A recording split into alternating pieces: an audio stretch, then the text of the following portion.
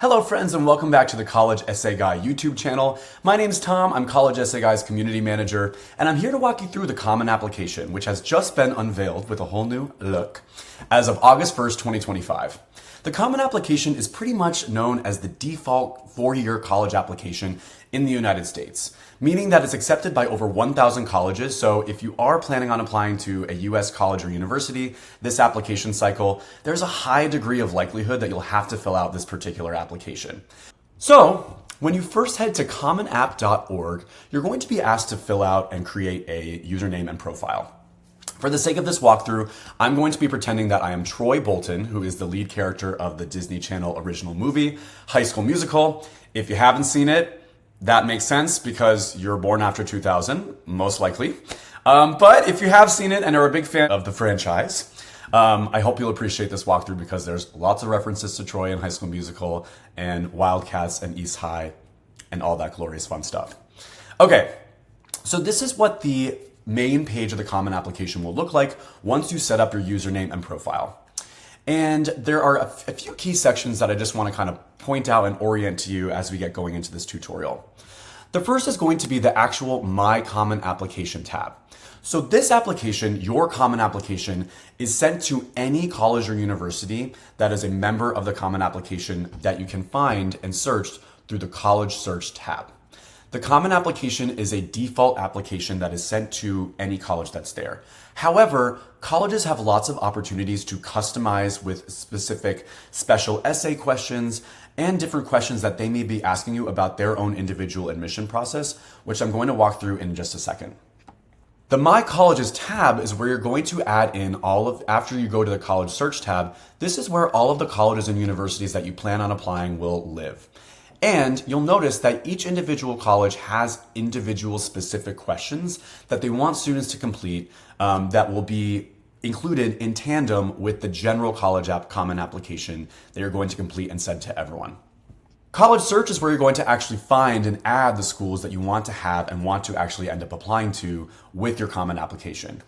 So since Troy is from New Mexico, I'm actually going to add University of New Mexico to his college list, just to show you what this looks like. The reason I'm starting with this tab is because something that is really common for students and families to experience as they go through this application process is spending a lot of time and attention early on the actual common application itself, which makes sense because that's the application that's going to be sent to all of these colleges and universities that you see here on this list.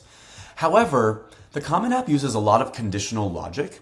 And depending on the way that your college list is formulated, especially if you're applying to a lot of different schools, and you're applying to a lot of schools that happen to have individual college-specific, what we call supplemental essay questions, a lot of times you don't actually know which questions apply to you individually as a student until you fill out a few basic key general questions for each of the colleges that are on your My Colleges list. So if you are a student applying to college this application cycle, 2025 to 2026, and you'll be applying to college this fall or winter, all of the colleges now have updated their individual college-specific prompts. This happens every year on August 1st. So since you know that these are all ready to go, these are the actual prompts that the college will be using this year, as opposed to potentially a previous year's responses, which every year people sometimes fill out the ones from the previous year.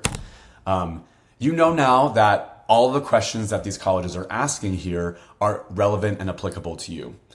But you'll also notice that these colleges are not necessarily one size fits all with where they produce and where their individual college essay questions may appear. So for example, George Washington University, they have writing supplemental essay questions, college-specific essays. They're asking you to choose from one of the following essay prompts here, essay prompt 1 or essay prompt 2. And you'll notice that it's in George Washington University's writing supplement section. If you go to another school, for example, like University of Southern California, and you notice, oh gee, they don't have that writing supplement section here. I guess that means that USC doesn't have supplemental essays. That is not true. USC houses their college-specific writing questions under this writing questions bucket here. Because the Common App uses conditional logic, a lot of times they'll be asking you to complete information about, for example, your intended major or the school at a university that you may want to apply to, like the school for business or school for nursing or school for arts and sciences. So for Troy here, he's going to select the decision plan and when he wants to apply to USC.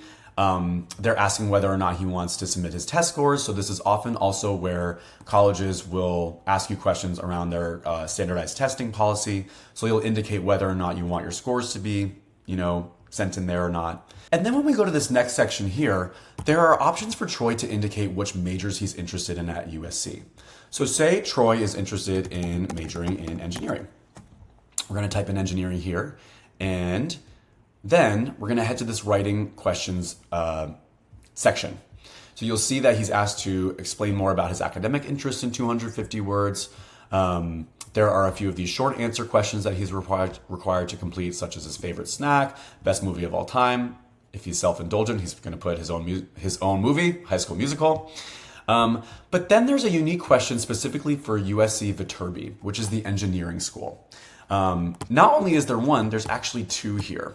But say Troy has a change of heart since when he opens up his Common App and he goes back to the academic section and he thinks, gee, you know what? I'm going to follow my heart and major in musical theater. Then he's going to head to the essay questions here and notice that the USC Viterbi engineering questions are no longer there, right? Because the conditional logic is weeding out the essay opportunities that are not relevant to Troy and the programs and majors that he wants to apply to.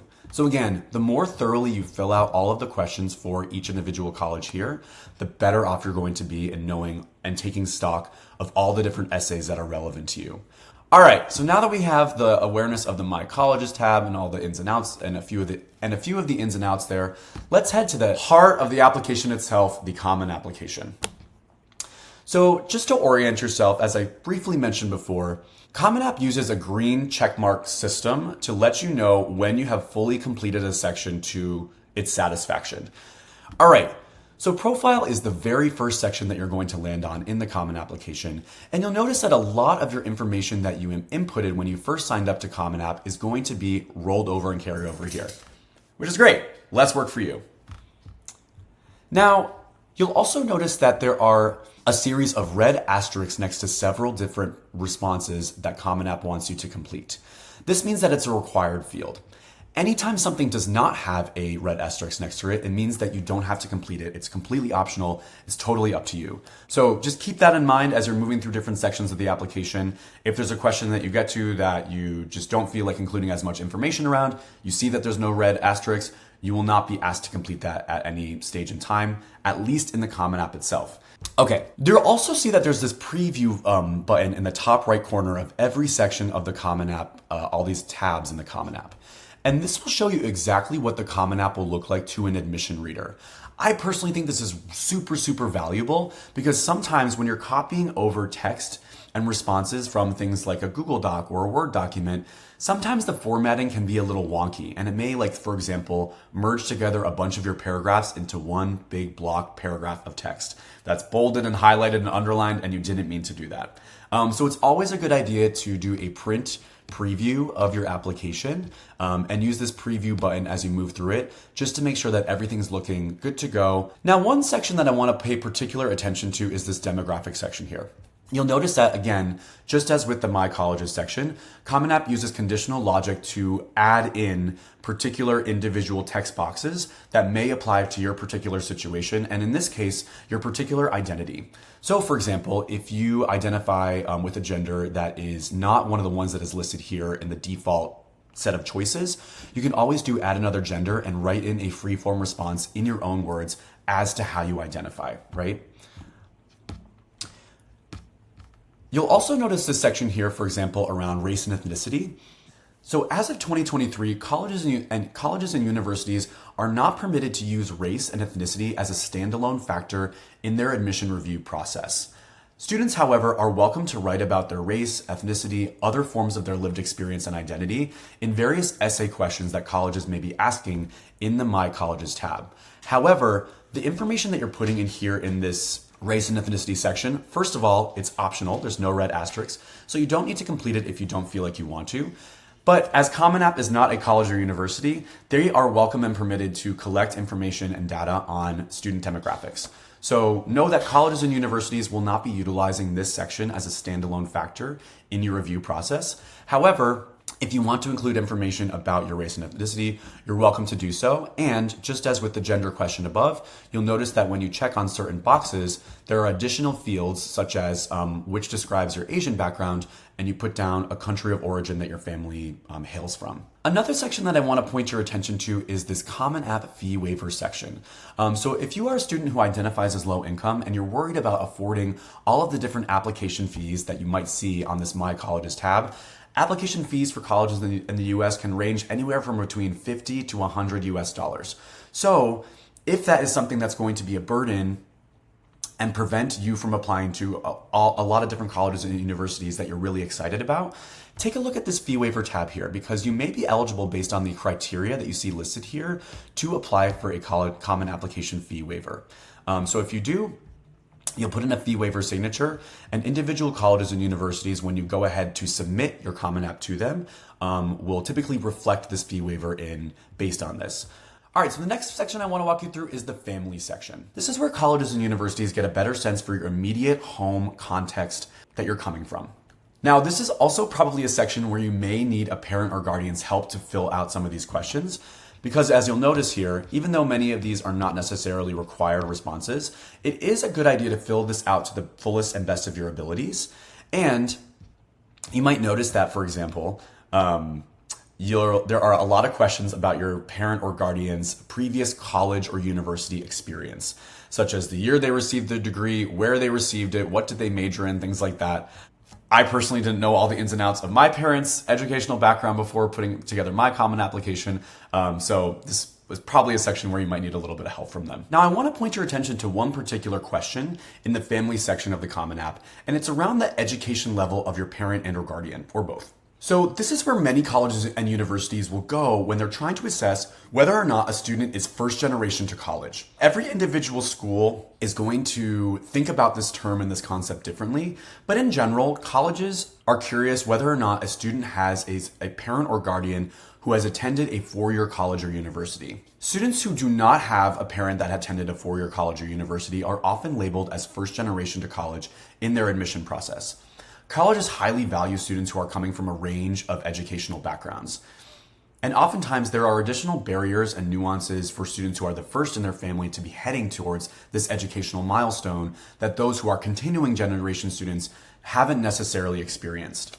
So if you head to this section here, highest education level, and any of the items that you select around your parent or guardian's educational level before this graduated from college or university response here, or graduate school, these two listings here, students who select these two will most likely not be considered first generation to college in a college's admission review process. But anything earlier on in the list here most likely will cause your file to be designated as a first generation applicant. All right, so the next section I want to walk you through is the education section.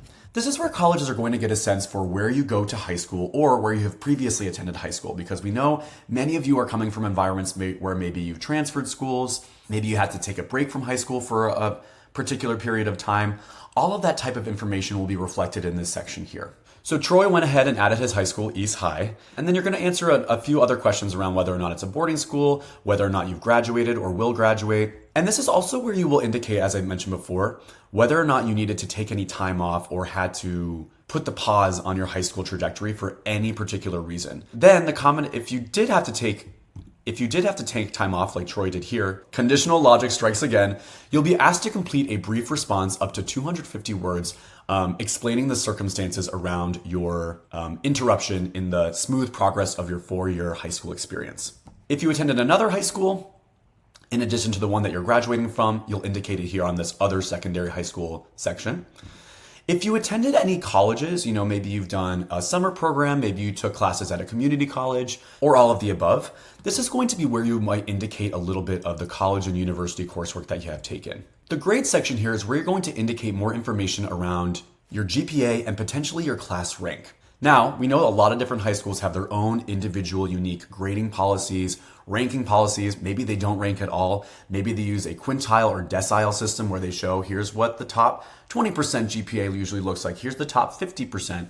It's a good idea to get a copy of your school profile from your high school college counseling office. If you email or ask your college counselor for this particular document, it's going to be a document that looks pretty similar to the one that you see here on my screen, where there's information around, the grading scale that your school uses, the curriculum that's there. Colleges actually use this document when they're reviewing your admission file. It's usually sent in along by your college counselor alongside with your transcript with your courses and grades. So having access to that document will make filling this out on your end a lot easier and a lot smoother, and you'll be using the exact same numbers that are being reported from your school end. Now, this question elicits a lot of different alarm bells and concerns from students and families around how our college is going to be utilizing this information. So again, no, this is your self-reported GPA, courses, and grades. Most of the time for most individual colleges and universities, they're going to be looking at your official transcript from your high school to be gathering this information and putting it into their reading process. However, you want it to be as consistent as possible with those documents, right?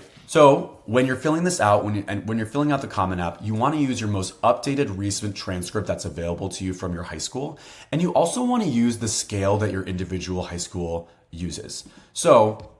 And then you're going to put in your actual listed GPA that your school officially is telling you is your GPA in this response here. You'll then indicate whether it's weighted or unweighted. If your high school does weight GPA, it's usually a good idea to just report the weighted one just to be consistent with that additional feature. But if your high school only has an unweighted GPA scale, you're welcome to just keep it there since that's the one that's most relevant to your high school situation. The current or most recent year courses section is where you're going to indicate for most of you, if you're applying to colleges as a senior in high school, this is where you're going to indicate your senior schedule to a college or university. So in this section, you're going to indicate which type of course scheduling system your individual high school uses, whether that's semester, trimester, quarter, or yearly. You'll indicate the subject of the course from the drop-down section here. Then you'll write in the free-form course name, and it's best to have the course name match exactly as possible the way that the course is going to be written on your transcript. So looking at your senior schedule, however that document was sent to you via email, via a student portal for your high school, copying that language exactly so that way there's consistency across the application spaces that an admission officer is reviewing.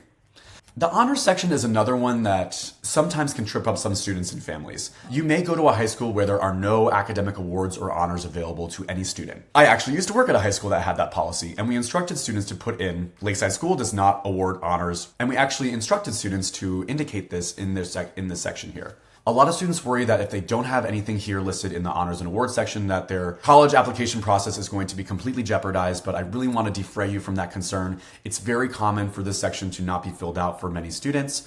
And the point of this section is mostly to indicate your academic awards. So if you are on honor roll, if maybe you received a book award from your high school for a particular college or university, if you've been involved in any academic competitions, such as AIM, or maybe you were involved in a robotics competition and you received a certain award for that, or something like USICO. Those would all be things to maybe include in this particular section. Now, I will say as a former admission officer, sometimes there are students who have awards and achievements that are slightly outside of the academic realm. If you received an award that's particularly meaningful to you related to your extracurricular activities, it's not the end of the world if you include it here in this honors section, especially if you're running out of space in the activities list where you're limited to 10 particular slots. I've never really heard of an admission officer dinging a student for putting in something that's not completely academic in this section. So just use your judgment as you see fit. But do know that it is meant to prioritize academic achievements first and foremost. So as I mentioned before, you're welcome to put in an actual honor and put in text here to indicate that your school does not have honors or awards if that's part of your school policy. There's definitely a way to make sure that that's known. The community-based organization section is meant for students who are part of a college access program outside of their individual high school.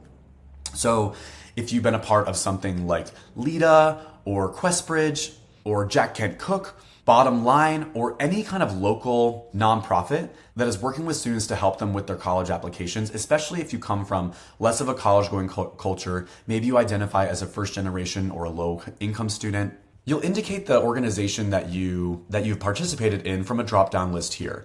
Now, you might be involved with something that isn't listed, and in that case, you're always welcome to put other. This is a little bit of a shout out though, and a little plug for our Match Largest College program, which if you haven't heard of it before, it's a program for domestic US students who are applying to college to get 10 hours of free application and essay support from a volunteer college counselor through College Essay Guy.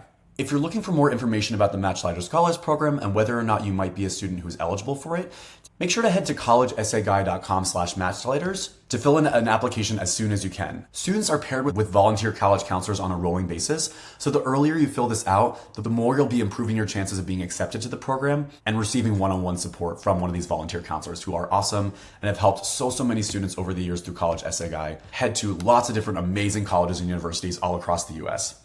So huge shout out to Matchlighters. Keep sparking. Now, this is a little bit of a hack that I want to teach you about in the future plans section.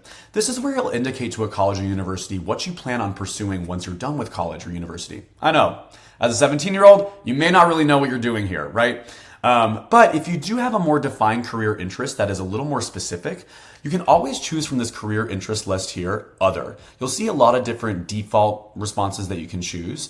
And it's totally fine if you want to choose that. But even if you're planning on studying medicine, for example, I personally think it's worth it to choose other and write in a free-form response with this other career interest text box that's going to appear for you.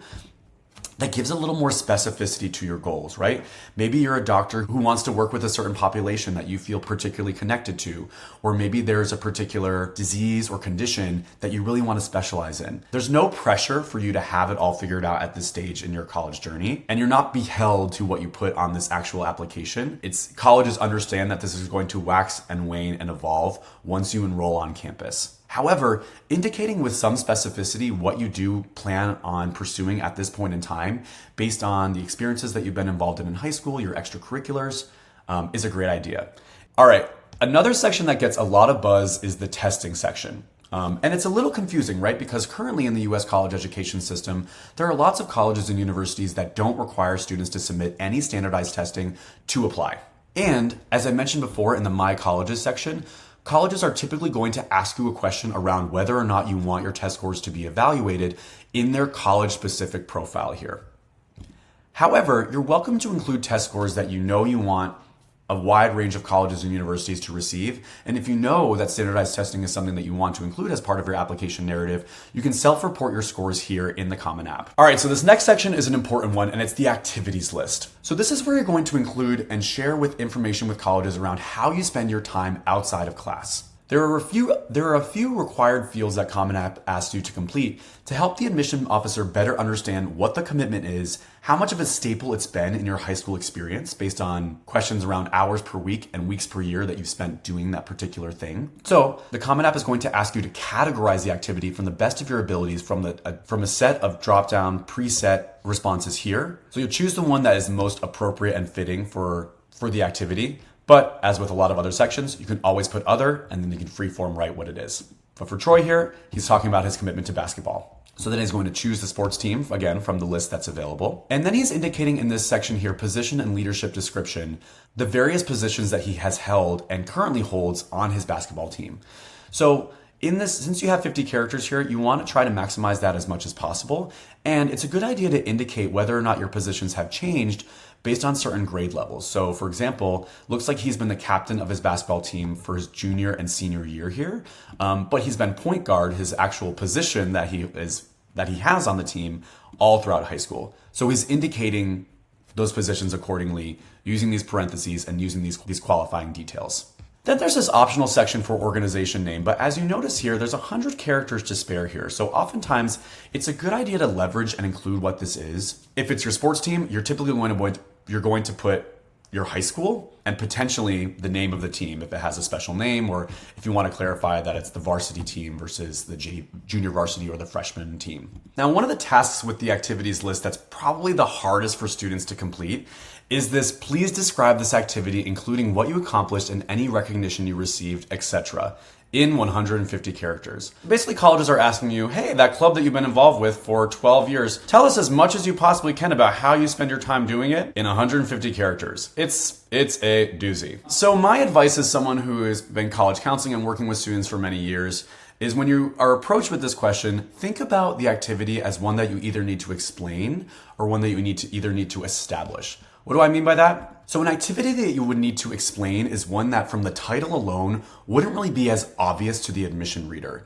Maybe it's a particular club that you started or a nonprofit or something that's really niche.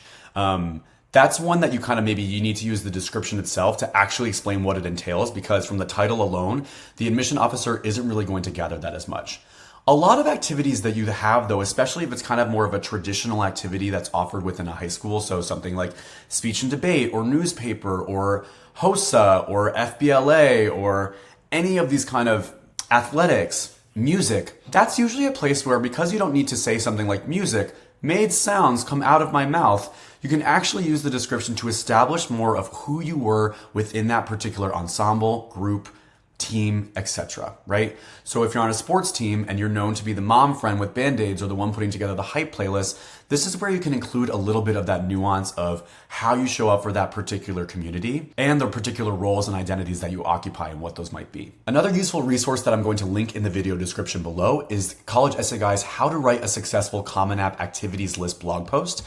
We have a particular exercise called the BB's exercise. This stands for Best Extracurricular Activity Brainstorm I've Ever Seen.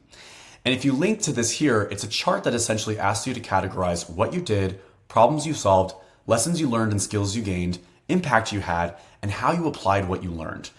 Being able to fill out this chart for all of your different activities and involvements outside of school is a really good idea, because it's going to give you not just room for your activities list description, which of course is going to be pretty short and is not going to be extensive paragraphs or bullet points that you see here in this sample, but this also might equip you for some of those individual college-specific essays that ask you to talk about a time where you where you exhibited leadership, or talk about a time where you demonstrated initiative. You'll have lots of different kind of stories and mini moments to resource back to when you fill out this chart as robustly as possible.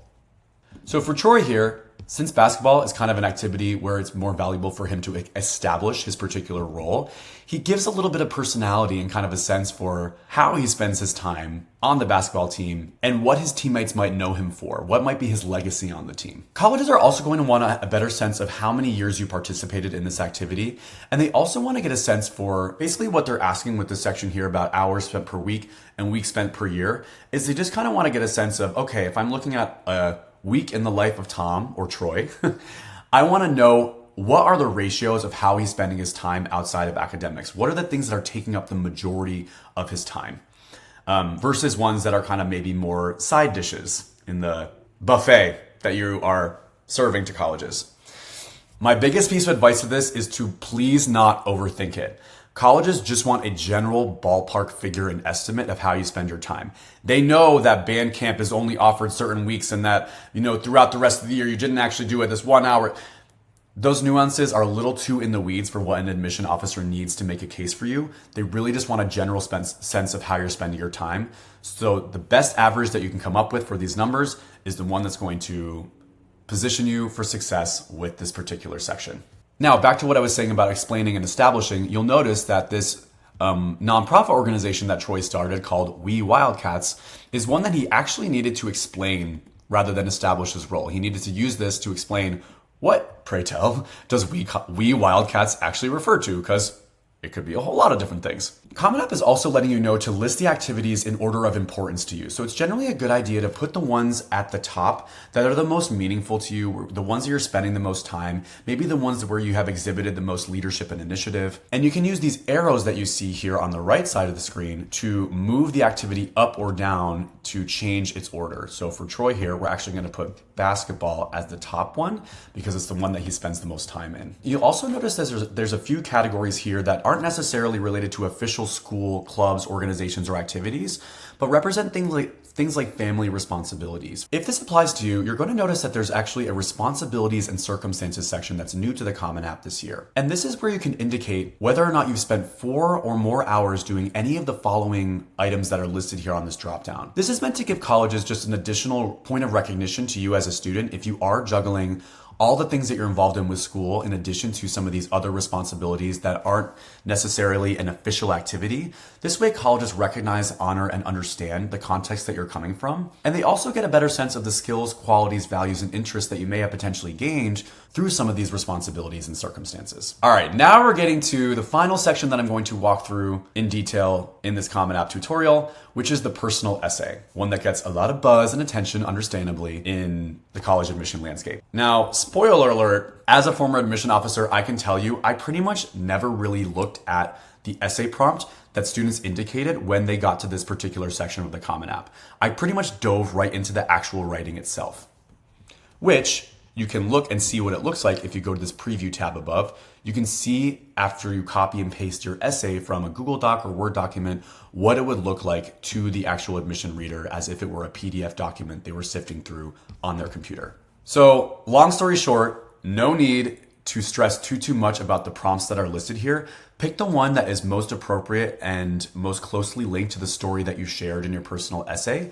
And know that you can always choose topic or essay of your choice, this last response here, if none of the rest of the ones really kind of fit in as neatly. They're more meant to show you as a student what types of stories and experiences are typically reflected in these personal essays that students are completing. Now, we also know that students have lots of questions about personal essays and personal statements. So if you haven't written one, I want to point your attention to College Essay Guy's free guide for the personal statement. This is going to walk you through lots of different signature brainstorming exercises that we use with students at College Essay Guy to help refine and generate essay ideas. We also outline two different structures, montage essays and narrative essays, that we found to be particularly useful for students as they're drafting out their ideas. So I highly recommend filling out this form here to get your free guide if writing a personal statement is coming across as a little more daunting for you. So you'll also notice that this is the text box that you're going to paste in your essay responses from a Google Doc or Word doc, etc. It kind of looks, when you're looking at this box here, that everything is kind of smushed together and there's no like spaces, for example, between the paragraphs. However, Common App actually has some built-in formatting features in these individual text boxes that add in things like, for example, a space between paragraphs to make it easier for the admission officer to read your essay. If you go to preview, you'll get a sense for how short or how wide those gaps are, depending on how much space you included. So personally, I recommend not including an additional space between your essay here because, as you can see, it's kind of a big giant gap between paragraphs, which will take up just like a lot of space in your actual preview version of your application. Now, another section that I want to point your attention to is the additional information section. So this is not a requirement for students to complete. However, especially if you are looking back at your application and you're thinking, wow, I really wish that I could explain in a little bit more detail some of these activities of mine that were big areas of leadership, impact, initiative that I was involved in. The description alone is not doing it justice. This space is meant to be kind of a catch-all blank slate and allotment of words that you can use as a student to explain or elaborate on anything that you see fit that you feel is important to you as a student and your academic and personal journey. Now, in previous cycles, the additional information section used to be an over 600 word section that students could really use as they see fit. Sometimes students would use it to explain some extenuating circumstances, such as some of the things that you see listed here on the screen, to give a little bit of additional context to the world that the student is coming from, maybe some barriers that they had to overcome in moving through their high school journey. And that still stands. In fact, Common App this year has divided up two different sections in this additional information section for students to outline some of those more extenuating circumstances that may have impacted their academic or personal performance throughout school. Any of the things that you see kind of listed here on the screen are just a few examples of what you may want to include in a challenges and circumstances section.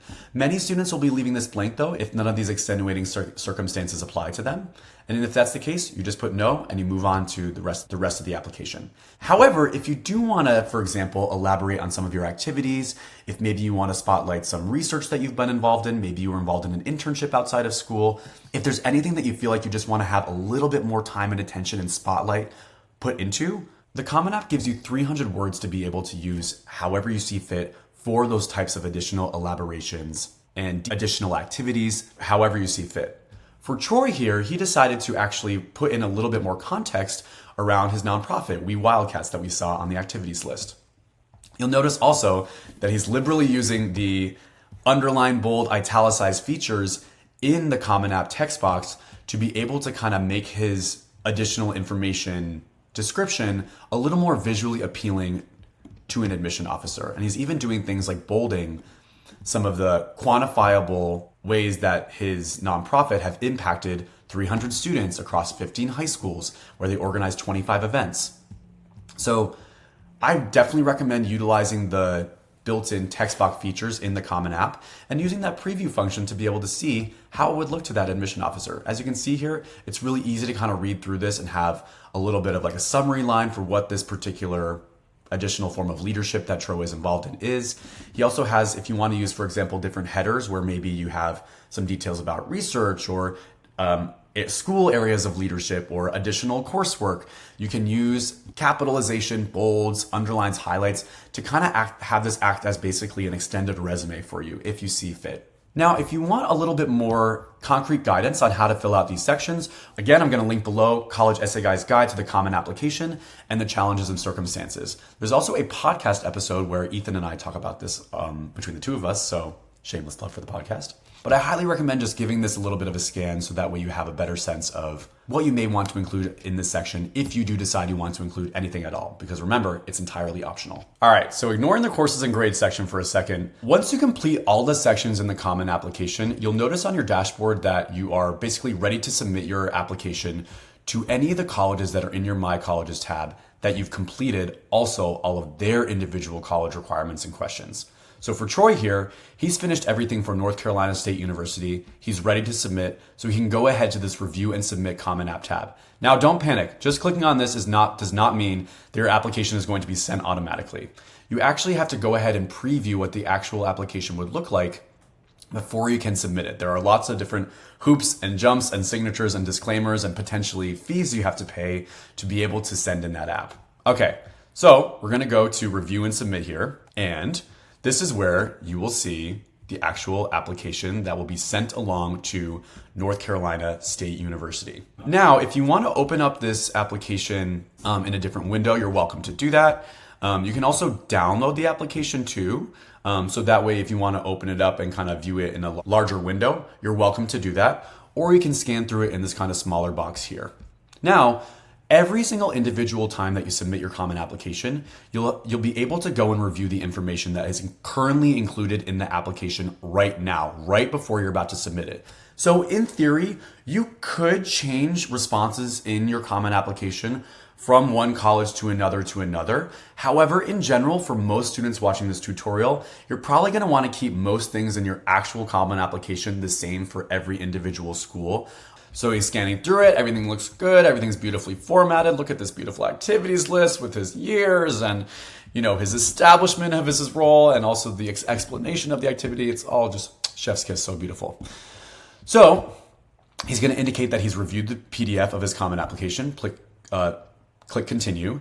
He's going to then go ahead to a page that will appear here that will ask him to include some information around payment for the actual application to this individual school.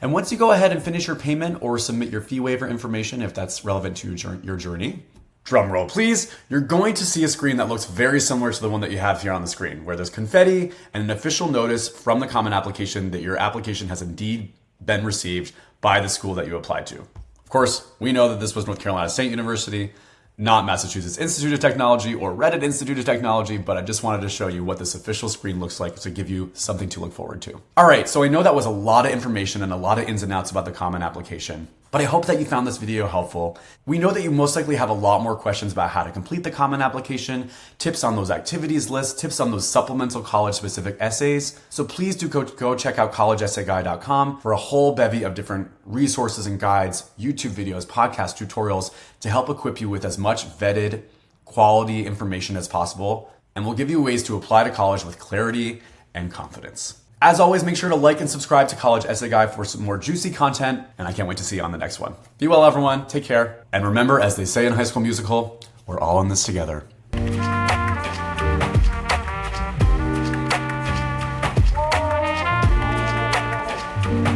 Oh.